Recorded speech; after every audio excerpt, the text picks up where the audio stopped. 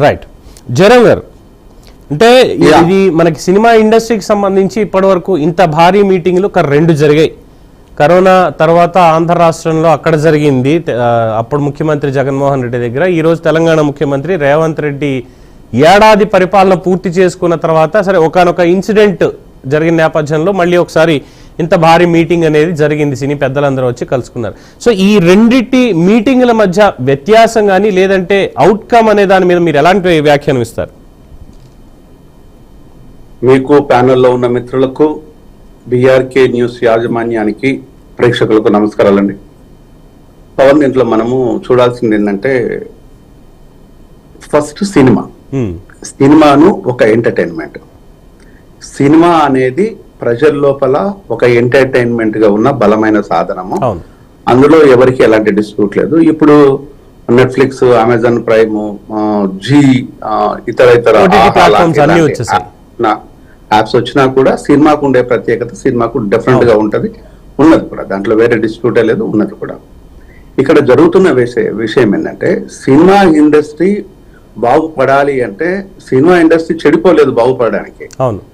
So cinema ఇండస్ట్రీని నాశనం చేసింది సినిమా వాళ్ళు, రెండుగా చీల్చింది సినిమా వాళ్ళు. పక్క వాళ్ళు వచ్చి పొలిటీషియన్స్ కానీ, మాలాంటి వాళ్ళు కానీ, విద్యార్థులు కానీ, సమాజంలో ఉన్న ప్రజలు కానీ ఎవరు సినిమాని చీల్చలేదు.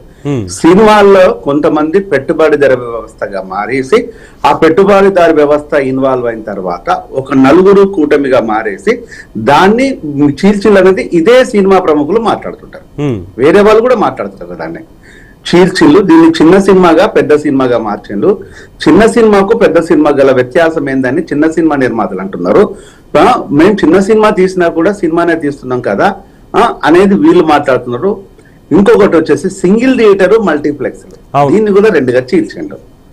అంటే ఈ విధానాలు, ఈ రెండు విధానాలు ఏవైతే ఉన్నాయో అది సినిమా పరిశ్రమకు దెబ్బ అనే విషయాన్ని ప్రతి ఒక్కరికి తెలుసు, మనలాంటి వాళ్ళకు క్లియర్ గా తెలుసు. దాని గురించి మాట్లాడుతున్నాం. కానీ దాన్ని ఓవర్కమ్ చేయడం కోసం ఇప్పుడు నేను చాలా సందర్భం లోపల కోడ్ చేశాను. గత 20 రోజుల నుంచి నేను ఇదే మాట్లాడుతున్నాను. ఎన్టీఆర్ గారు, ఏఎన్ఆర్ గారు, కృష్ణ గారు, శోభనబాబు గారు, కృష్ణంరాజు గారు, ఇలాంటి వ్యక్తులు సినిమా ఇండస్ట్రీ లోపల భాగమే కాదు బాధ్యతగా వ్యవహరించారు. సో బాధ్యత కాదు, వాళ్ళు చనిపోయినా కూడా వాళ్ళు చిరస్మరణీయంగా వాళ్ళ గురించి ఇప్పుడు మాట్లాడుతున్నాం మనం. ఈ రోజు కృష్ణ గారి విషయంకైతే ఇక ఆయన అజాత శత్రువు, సేమ్ టైం వచ్చితే దేవుడిలాగా కొలుస్తారు. ఆయన నా బంధువు కాదు, నా ఇంటి వ్యక్తి కాదు, నా పక్కింటి పర్సన్ అంతకంటే కాదు, ఆయన ఒక సినిమా హీరో. అంటే ఆ ఇమేజ్ని ఎవడైనా తూడ్చేయగలరా? దాన్ని ఎవరు తూడ్చేయలేరు. ఇక్కడ వీళ్ళంతా ఏం చేశారంటే దివిసీమ విషయానికి వచ్చినప్పుడు, అప్పుడు ఎన్టీఆర్ గారు క్యాన్సర్ అటాక్ అయిన తర్వాత కూడా తన హెల్త్ సంబంధించిన ప్రాబ్లమ్స్ ఉన్నా కూడా ప్రజలకు అన్నం పెట్టాలనే దాంతో జోలె పట్టి అడిగి అన్నం పెట్టిన వ్యవస్థ సినిమా ఇండస్ట్రీ. అంటే ప్రజల చేత ఆదరించడమే కాదు, ప్రజల్ని కూడా ఆదరించాలన్న ఉద్దేశంతోనే సినిమా ఇండస్ట్రీ ఉన్నది. అది కాస్త కొత్త పుంతలు తొక్కేసి కొత్త విధానాన్ని తీసుకొచ్చేసి ఇప్పుడు నేను చెప్పిన పెట్టుబడిదారు వ్యవస్థ ఏ విధంగా అయితే వచ్చిందో దాన్ని ఆ పెట్టుబడిదారు వ్యవస్థ లాగా ఫీల్ అయ్యి పెట్టిన డబ్బులు వారం రోజులకు రావాలి, దాన్ని ఎలా లాక్కోవాలి, బలవంతంగా లాక్కోవాలి అనే దురుద్దేశంతోనే సినిమా ఇండస్ట్రీ ఉన్న తర్వాత దాన్ని చిన్న సినిమాగా పెద్ద సినిమాగా చీల్చారు. ఆ దురుద్దేశమే కదా అది. చీల్చిన తర్వాత వారం రోజులలో లాబట్టుకోవాలి. దీన్ని మనం మూకుమ్మడిగా నీ సినిమా రిలీజ్ అయిన రోజు నా సినిమా ఉండొద్దు, నా సినిమా అయినప్పుడు నీ సినిమా ఉండొద్దు. ఈ అండర్స్టాండింగ్ అనేది కొంతమంది పెద్ద నిర్మాతల లోపల ఉందన్న విషయం అందరికీ తెలిసిన విషయమే, మనందరికీ తెలిసిన విషయమే. ఇంకా వచ్చేసి సినిమా ఇండస్ట్రీ గొప్పదని చెప్తున్నారా, సినిమా ఇండస్ట్రీ బాగుపడదని చెప్తున్నారా? అంటే ఈ సినిమా ఇండస్ట్రీని దెబ్బ కొడుతున్నది మీరే. దెబ్బ కొట్టిన తర్వాత బలైపోతుంది చిన్న నిర్మాతలు, మళ్ళీ బలైపోతున్న నిర్మాతలను చూపిస్తున్నది మీరే. అంటే ఇక్కడెక్కడ కూడా సినిమా ఇండస్ట్రీని ఎవరు ఏ విధంగా ఇబ్బందులు పెడతలేరు. పెడుతున్నది సదా కొంతమంది వ్యక్తులు. ఆ విషయాన్ని పక్కన పెట్టేద్దాం. ఈరోజు సింగిల్ థియేటర్లో రిలీజ్ కావడానికి సినిమా ఉంది అంటే దానికి ఒక రోజుకు వాళ్ళ సంపాదన సగటున ఒక థియేటర్కు 70 నుంచి 1,00,000 రూపాయలు ఒక రోజు సంపాదన అనుకుంటాం. లేదు 60,000, 70,000, 5 లక్షలు, 10 లక్షలు అనుకున్నాం. అదే దానికి పోతే 10 టైమ్స్ ఎక్కువగా మల్టీప్లెక్స్లలో ఉంటుంది. ఎందుకంటే అక్కడ రేట్లు ఎక్కువగా ఉంటాయి, ఆ విధానాలు ఎక్కువగా ఉంటాయి కాబట్టి. మరి దీన్ని ఈ దెబ్బ కొట్టిన సింగిల్ థియేటర్ యాజమాన్యం ఎక్కడికి పోవాలి? మల్టీప్లెక్స్ యాజమాన్యం అంతా మళ్ళీ పెత్తందారులే కదా, అవును. పెట్టుబడిదారు వ్యవస్థనే కదా. అంటే మళ్ళీ ఈ వేరియేషన్ మళ్ళీ ఎందుకు ఎవరు చూపించారు? ఇది సినిమా ఇండస్ట్రీ నుంచి వచ్చిన ప్రతిపాదన కదా, ప్రభుత్వం నుంచి వచ్చిన ప్రతిపాదన కాదు కదా.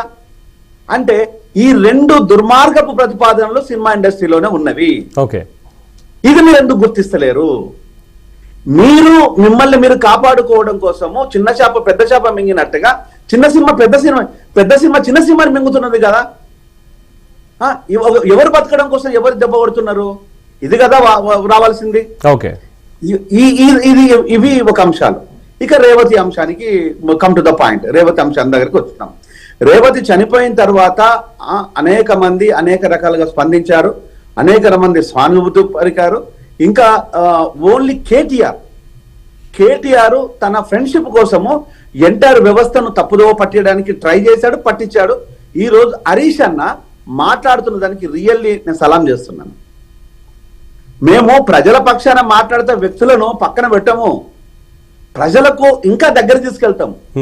ప్రజలతోని ఇబ్బందికరంగా మాట్లాడే ఎవరిని కూడా తొక్కి పెట్టి నారాధిస్తాం. వాడు ఎవడైనా పర్వాలేదు. I don't care at all. ఆమె మెడికల్ డాక్టర్, నేనే చెత్తనే వదిలేసిన తర్వాత ఆఫ్టర్ ఆల్ ఎంత నా సంపాదన సగటున నేను సంపాదించుకుంటే రోజుకు 1,00,000 నుంచి 5 లక్షలు సంపాదిస్తాను, అంతకంటే గొప్పదేం కాదు కదా.